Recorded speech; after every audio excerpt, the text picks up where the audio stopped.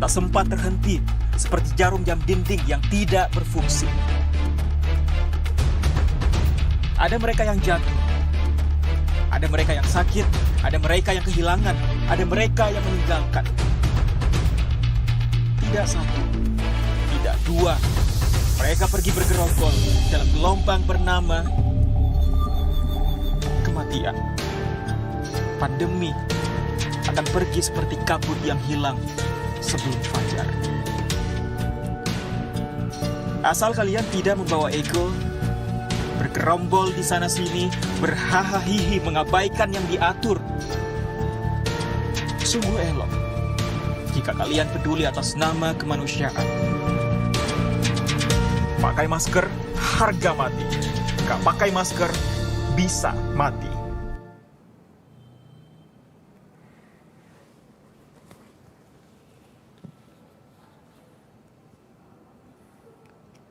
Assalamualaikum warahmatullahi wabarakatuh. Good morning to all our friends in the media. Thank you for joining us today, and I think this press conference will be moderated by Mbak Ismi from Nikkei Asia. Good morning.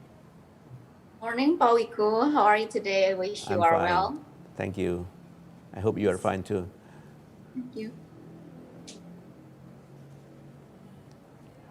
May I start to continue for the yes, please. Okay, thank you. So, as always, I will be updating you on the recent COVID-19 management developments in Indonesia. And the COVID-19 situations in Indonesia continues to improve. And this is reflected in the positivity rate that continues to decline, and also the number of the testing and tracing that continues to increase. Nevertheless, the government will continue to make efforts to control it as much as possible. As long as COVID-19 is still in Indonesia, the government will strictly enforce PPKM by monitoring and evaluating every week. And the detailed revisions and evaluations are carried out every week, given that adaptive policies are required to adapt to the dynamic conditions of the virus circulations.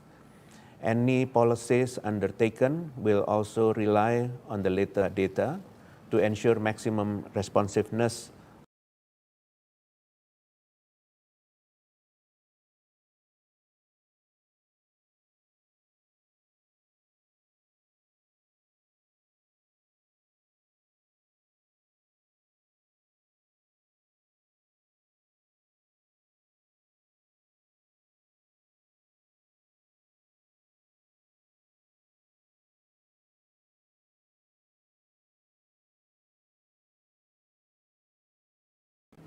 And now, here are some additional trends seen in some countries when compared to global trends.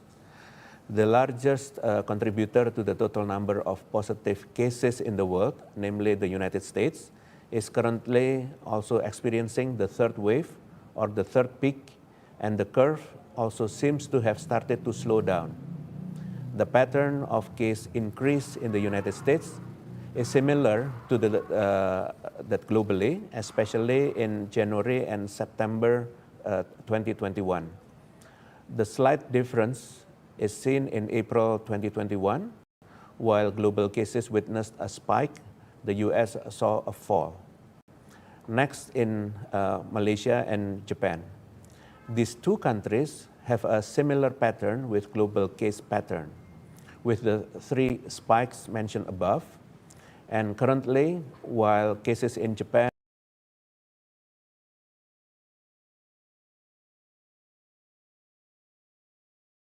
have begun to decline, Malaysia is still at the peak of the third wave. The anomaly case here is India. India experienced its first spike in case in September 2020, when other countries were yet to reach their first peak. However, when other countries started experiencing a spike in cases in January 2021, India actually experienced a decline in cases. Cases surged again in April 2021 and contributed to the highest number of cases in that period. The second peak has since declined, and India continues to display a flat curve for 2.5 consecutive months, while other countries across the world experience an increase in cases.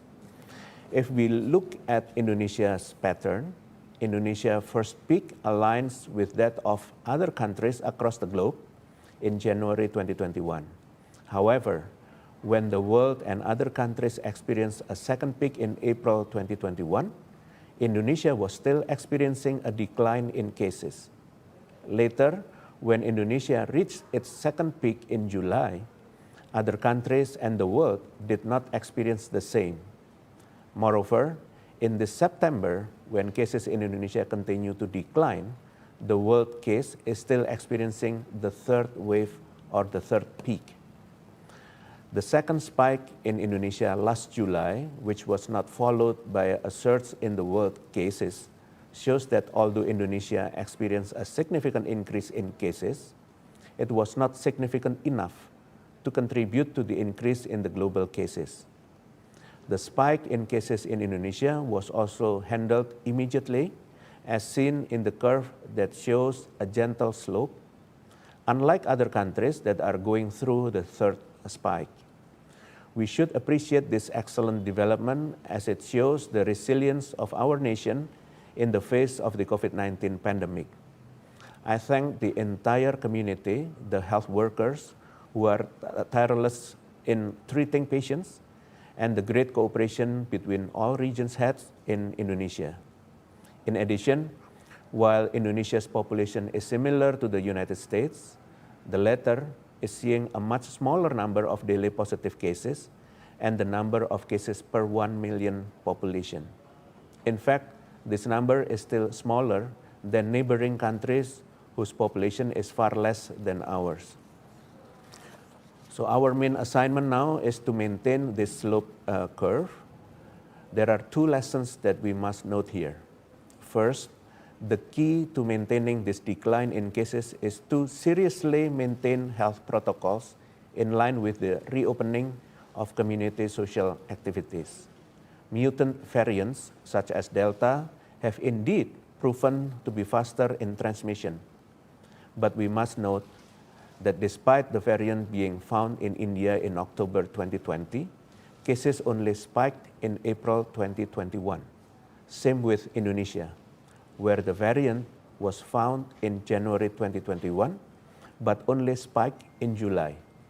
It is clear that the spike in cases occurred not solely as a result of the Delta variant, but as a result of community social activities that are not in line with the implementation of strict health protocols. If we are able to limit the social activities, the impact of variant mutations will not cause a significant spike in cases. Second, by looking at the pattern of spikes in Indonesia 3 months apart from the spikes in the world, as well as India, Malaysia, and Japan, we must be vigilant and remain disciplined about health protocols so that we don't catch up with the third wave or the third spike in the next few months. We can learn from India as cases in this country have been flat for the last 2.5 months, despite experiencing a significant increase earlier. Now, I will talk about Indonesia's strategy in dealing with the second spike in cases, seeing that we managed to suppress cases to maximum up until today. As per this week, national cases are on a decline for 8 consecutive weeks. Cases this week have declined up to 88.9% compared to the second peak. In fact, this week's cases are lower than the first peak and is close to the lowest point that we experienced on the 10th of May. This development could take place because the government worked quickly to draft policies and all levels of society cooperated and adapted to them with disciplines. Steps undertaken are as follows. As soon as cases escalated, the government immediately set a policy for the enforcement of community activity restriction or PPKM, which was followed by a stricter restrictions of PPKM level 1 to 4, which was implemented on July 26 until now. The government also regulated travel both domestically and abroad. The policy is evaluated every week through routine central and regional coordination meetings and will continue to be adjusted to the development of cases and dynamics that occur in the community. The rapid response to boost the readiness of health facilities also played a key role in dealing with the surge in cases. The number of beds in referral hospitals continue to rise and has reached to 116,939 beds. Medical device support, such as for oxygen and ventilators, are being fulfilled through equal supply distribution and donations of isotanks and also oxygens various referral hospitals.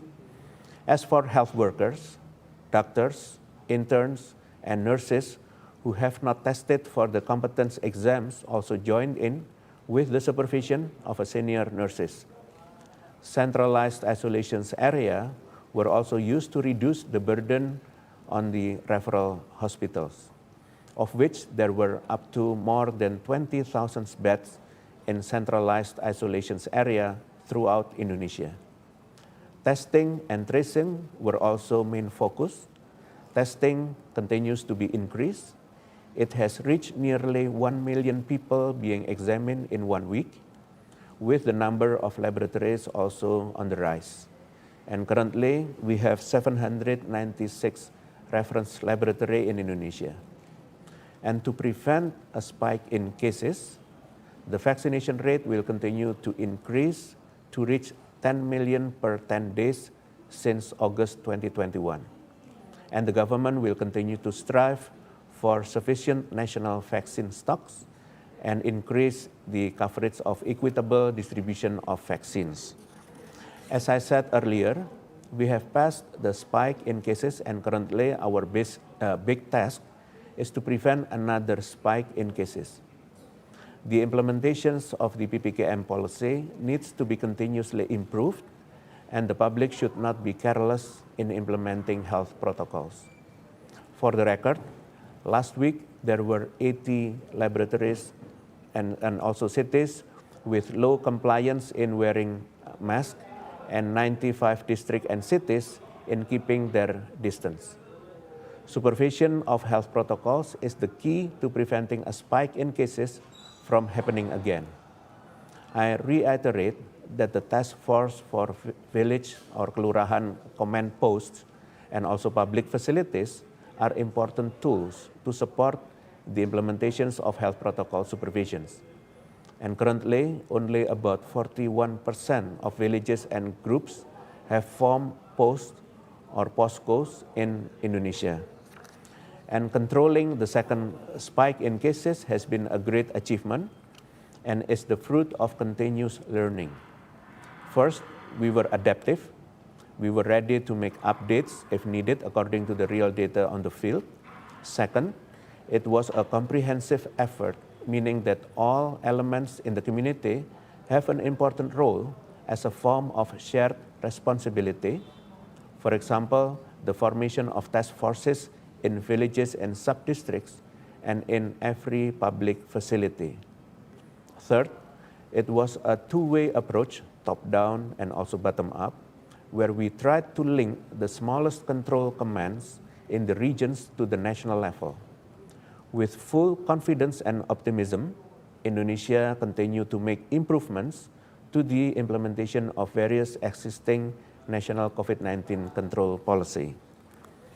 And next, I will convey the role that Indonesia can play in handling COVID-19 globally. Indonesia is a large nation, and this is measured by the number of people in its area. 3.5% of the world population is a resident of Indonesia, and as the largest archipelagic country in the world, Indonesia area exceeds that of Western Europe.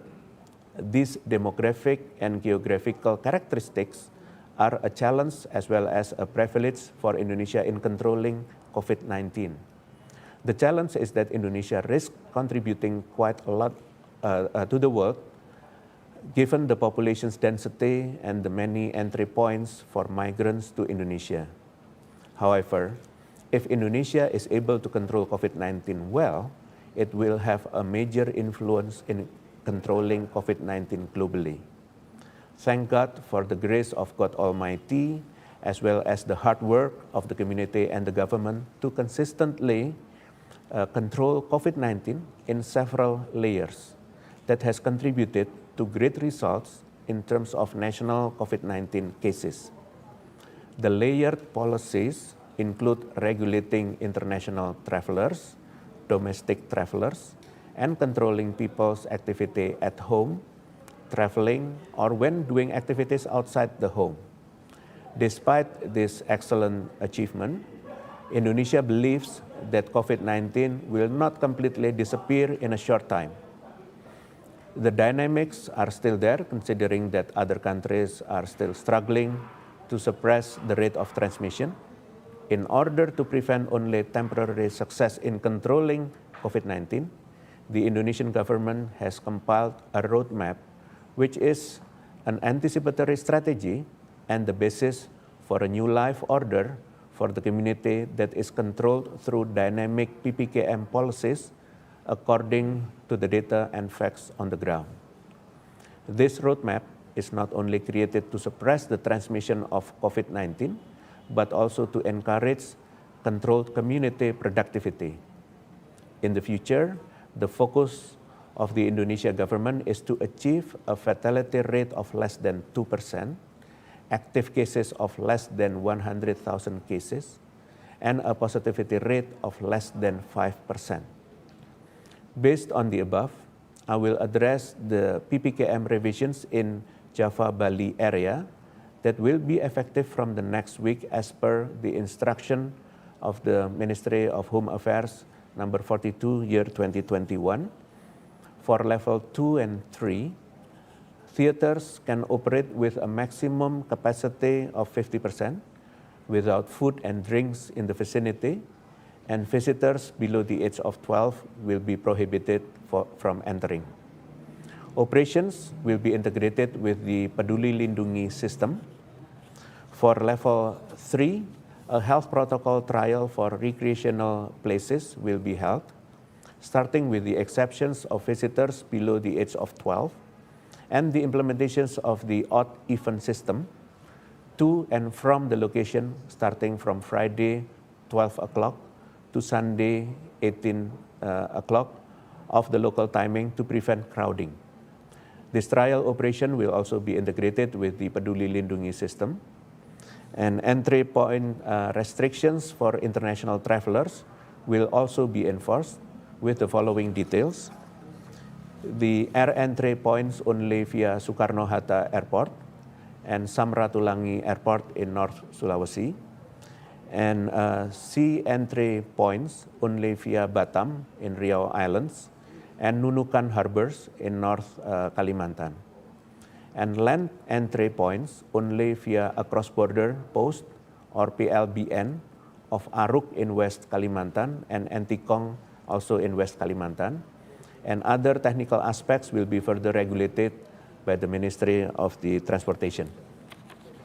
And the addition of vaccine achievement indicators to determine levels per region, the requirement for changing the level 3 area to level 2 are at least one dose of vaccine done for 50% of the general populations and 40% of the elderly populations, which is above 60 years old.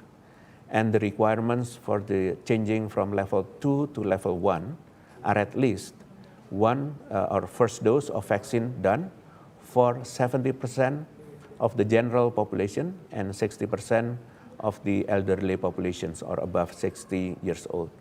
And each level 2 local government will be given 2 weeks to achieve this target. If it is not reached within the allotted time, then both will be designated as an area with level 3. In addition, vaccination achievements will be used as the basis for determining the districts and city level in the agglomeration area. And regarding vaccination as one of the pillars in controlling COVID-19 in Indonesia, last night, the central government at the command of the President officially made vaccination coverage per region a condition for reducing the regional level in order to increase national vaccination achievements, which have exceeded 24% of the target set by WHO. In addition, the central government has also involved various elements to oversee the distribution of vaccines to regions, including the Financial and Development Supervisory Agency or BPKP, the TNI or Army, and also the National Police. The government will maximize the vaccination target of 40% of the population in each country by the end of 2021, and then increase it to 70% of the populations in the middle of 2022, according to WHO directives. In addition, in line with the President's mandate, which states that Indonesia must participate in overcoming the vaccination gap between countries, the following steps have been taken. Indonesia, through the Minister of Foreign Affairs, has encouraged the acceleration of global vaccination through increasing vaccine productions by diversifying productions, expanding the types of vaccines distributed by COVAX, and increasing the vaccination capacity of AMC or Advanced Market Commitment countries, which are countries with the right to access vaccines of 20% of the total populations. This is a form of global solidarity to support the equitable distribution of vaccines. Indonesia is also committed to, and at least until the end of this year, only providing the third booster vaccines to health workers, assistant health workers, and supporting personnel who work in healthcare facilities as part of the at-risk population. And as part of a long-term plan in establishing a plan to coexist with COVID-19, Indonesia also participated in the formulations of declarations among G20 member countries and several other international bodies such as WHO, UNICEF, World Bank, and also Gavi.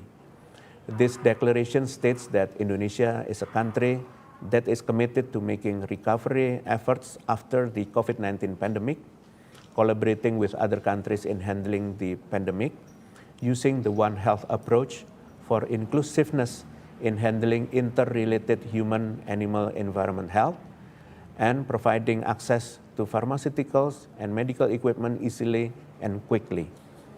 And to conclude, I would like to address a few things.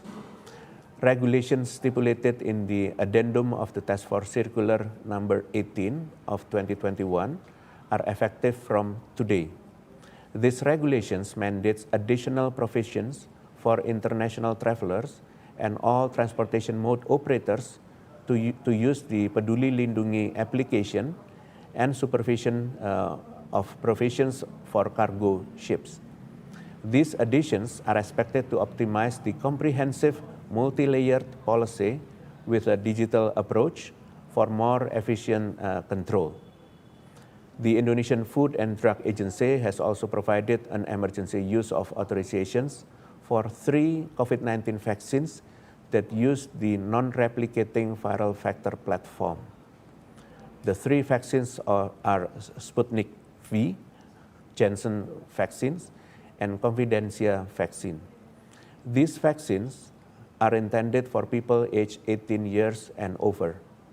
And as for the dosage, the Sputnik V vaccine will be injected twice with an interval of 3 weeks or 21 days, while the Janssen vaccine and Confidencia vaccine will only be injected once each.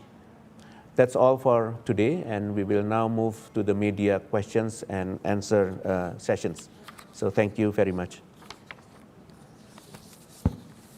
Thank you, Professor. There are 5 questions. The first one is from Edward Davis, Reuters. Can you comment further on the conditions needed to open up Indonesia's borders with suggestions that November could be the timetable? Thank you. Thank you, Reuters. I would like to reiterate that the Indonesia government's focus moving forward in achieving a fatality rate of less than 2% and less than 100,000 active cases and a positivity rate of less than 5%. Regarding the schedule for easing movement in and out of Indonesia, it will be tentative depending on the case data and facts on the ground. In principle, policies will adapt to the virus that continues to evolve, as well as people and leaders who must ideally be more reliable in handling emergency conditions. Thank you. Thank you, Professor. Second question coming from Kate Lam, Reuters. Is Indonesia ready if a more virulent variant starts to spread, and have any new ones been detected? Thank you. Thank you, Reuters. It must be understood that viruses always have the potential to mutate, as it is completely a natural process. Not all mutations carry a negative effect that most people are worried about, which is the increase in transmission rates. For this reason, if we only focus on the threat of variants without carrying out the main weapon for controlling COVID-19, it will lead to excessive fear. For this reason as well, the government, on the basis of the cooperation and empowerment of all elements of society, will continue to optimize the layered and tiered COVID-19 control policies to control COVID-19, such as regulating mobility and supervising the discipline of health protocols in all lines, which is in village or kelurahan post, and also COVID-19 task force in Indonesia. And also in public facilities, accelerating vaccination and continuing to accelerate response capacity for 3T efforts, which is testing, tracing, and treatment. And in the future, as we coexist with COVID-19, the government is committed to continuously improving the quality of surveillance or recording of COVID-19 cases, increasing sequencing capacity, conveying information on the distribution of variants in Indonesia in a transparent manner, and being more anticipatory in detecting unusual cases in the field. Thank you. Thank you, Professor. The next question is from Vidyapana, Embassy of Switzerland. Is the government considering loosening or giving flexibilities to the quarantine policy upon arrival to Indonesia, as it has been, among other things, a big challenge to the recovery of the tourism industry? Thank you. Okay, thank you, Embassy of Switzerland. To date, international travelers are still mandated to quarantine for 8 days as per the Task Force Circular number 18, year 2021. Especially for foreigners holding diplomatic visas and service visas related to the official and state visits to foreign officials at the ministerial level and above, as well as foreigners who enter under the Travel Corridor Arrangement or TCA scheme, with the principle of reciprocity, will be exempted from having quarantine for 8 days. This is in order to provide flexibility for state activities which are generally limited and occur only for a short period of time. Aside from that, we urge international travelers seeking entry to Indonesia to fulfill all administrative requirements in accordance with the applicable rules and regulations. In the future, it is possible that there will be changes, either regionally or nationally, as the accelerate and brake principle in formulating policies will continue to be the main principle for shared welfare, safety, and health. Thank you. Thank you. The next question is from Marshall Rumlaklak. Sorry for the possible mispronunciation. From Marriott International. What is the plan to open Bali for international tourists, considering case numbers have gone down? Also understand that the G20 summit will take place next year. So do we see Bali reopen this year, or will it be pushed to 2022? Thank you.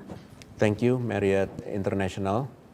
Restrictions on entry for foreign nationals entering are still in effect, as stimulated in the Task Force Circular number 18, as I mentioned before, with exceptions for foreigners holding diplomatic visas and service visas, diplomatic stay permit and service stay permit, and limited stay permit and permanent stay permit, and for health and humanitarian purposes, and the transport that come with their means of transportation, as stated in the ministerial decree of the Ministry of Law and Human Rights number 27, year 2021. And foreigners under a bilateral agreement or TCA scheme, and also foreigners who receive special considerations and permission in writing from special ministries or institutions. Regarding the operational plan of the G20 summit in Indonesia, we welcome the opportunity to host this prestigious event. Fortunately, Indonesia is at the stage where it is able to responsibly carry out of this event. And given that we have remained stable amidst the third wave trends since in other countries across the world, thus we can ensure that this event will be prepared for as well as possible. Thank you.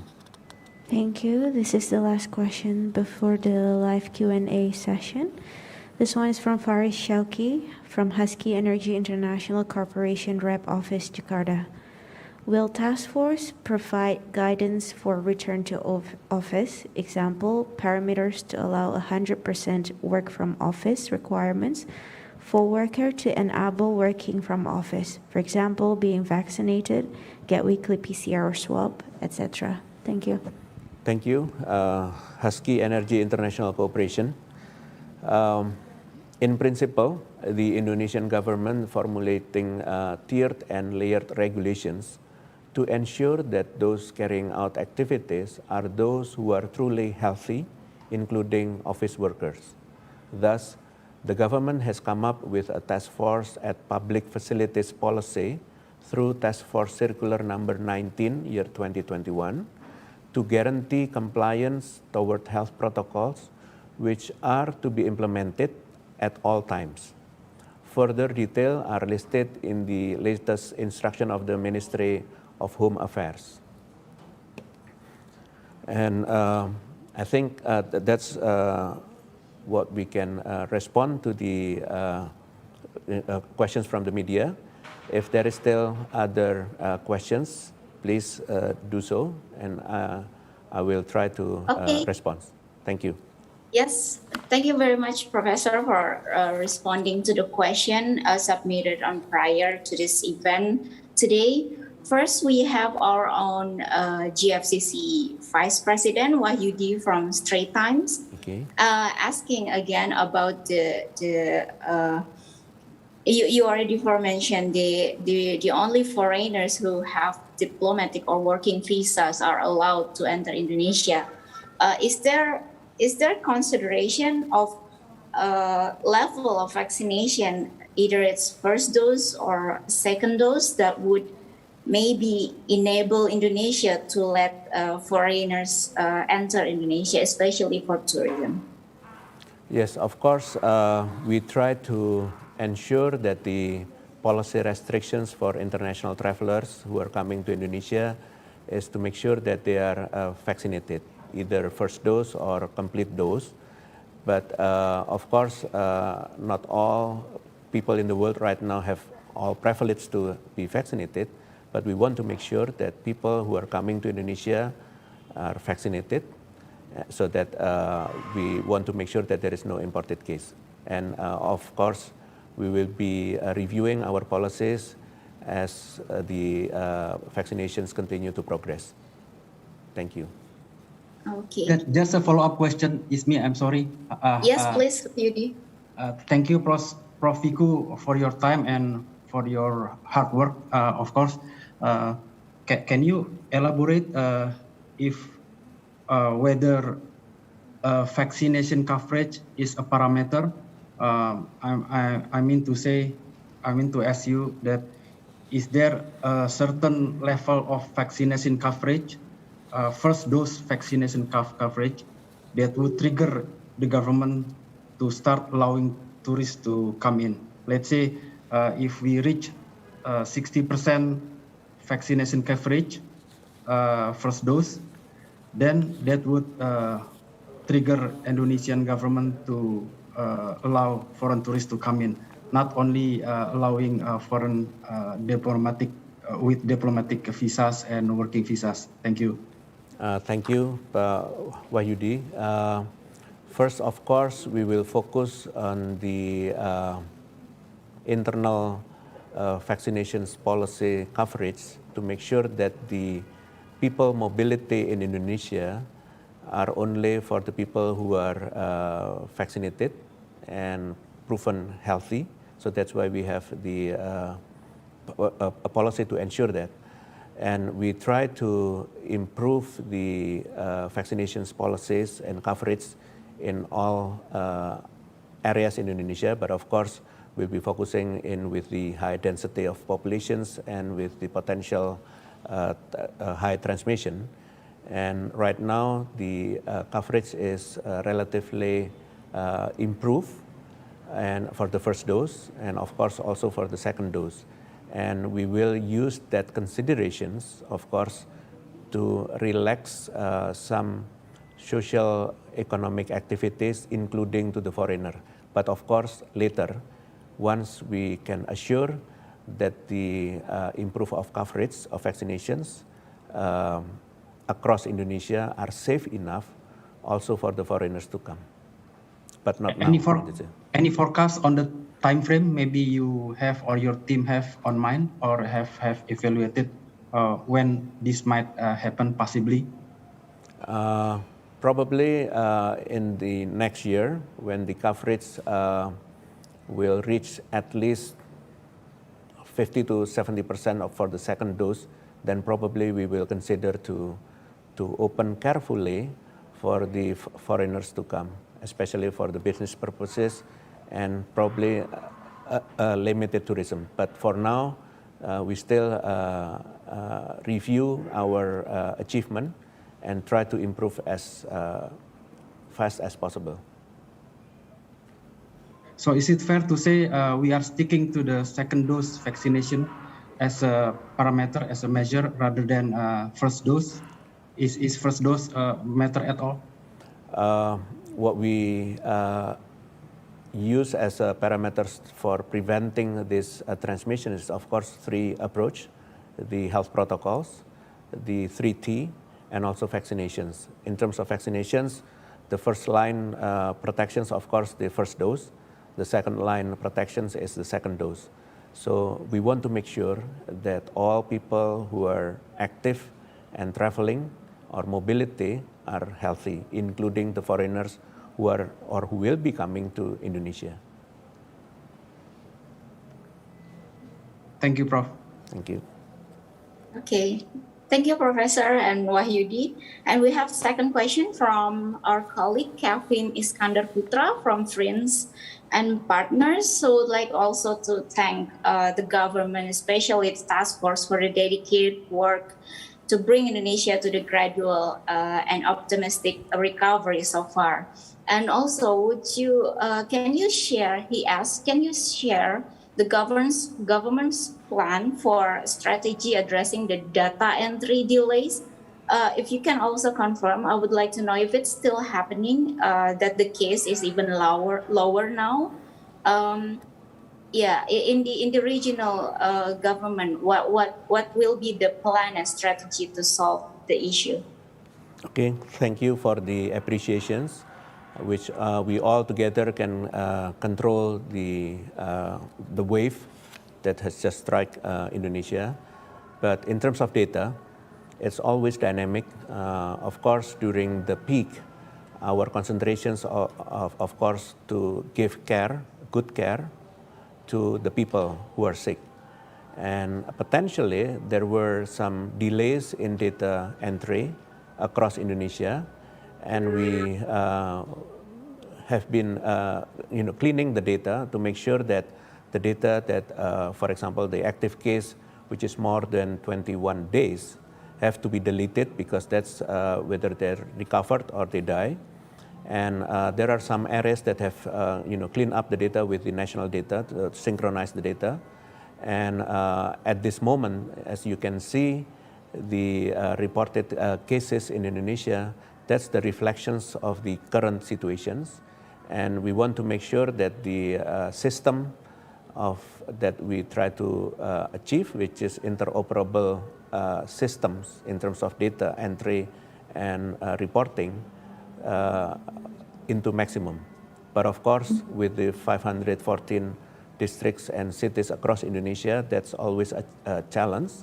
But if we compare to the last year, today is far more better than before.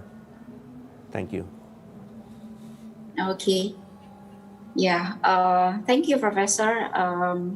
Another appreciation from our colleague here, Peter Fanning, that this has been all as I followed during the PPKM Darurat, the emergency PPKM. It has been difficult and concerning period for this wave of cases. So thank you again for your difficult that you are undertaking. As for myself, I have one bit of question. I believe this has been mentioned by you yourself, as well as I believe the health minister, that Indonesia is preparing a plan towards facing COVID as an endemic.